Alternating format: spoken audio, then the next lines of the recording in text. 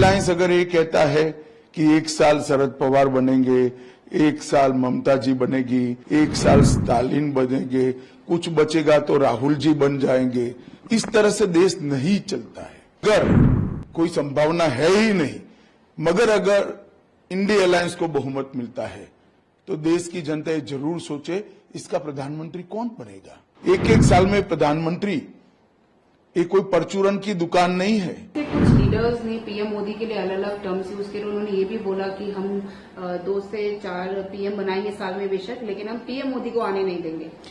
देखिए, इस देश ने 3 दशक तक अस्थिरता की कीमत चुकाई है।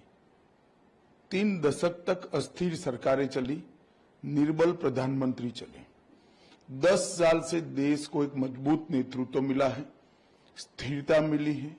न केवल राजनीतिक स्थिरता, नीतियों के बारे में और विकास के कार्यक्रमों के बारे में भी स्थिरता मिली है। अब इंडिया अलायंस अगर ये कहता है कि 1 साल शरद पवार बनेंगे, 1 साल ममता जी बनेगी, 1 साल स्टालिन बनेंगे, कुछ बचेगा तो राहुल जी बन जाएंगे, इस तरह से देश नहीं चलता है।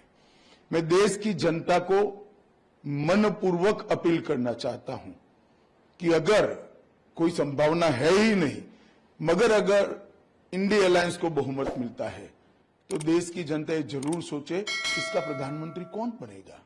एक साल में प्रधानमंत्री ये कोई परचूरन की दुकान नहीं है जिसको अपनी हिस्सेदारी के हिसाब से चलाया जा सके। ये देश है, ये देश को दुनिया का नेतृत्व करना है।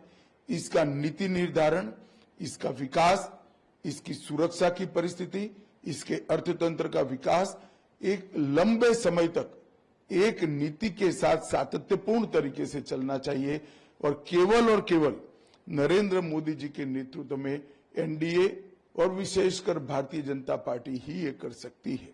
10 साल तक पूर्ण बहुमत की सरकार देश की जनता ने भारतीय जनता पार्टी और एनडीए को दी, मोदी जी को प्रधानमंत्री बनाया। इसके फल हमने देखे हैं।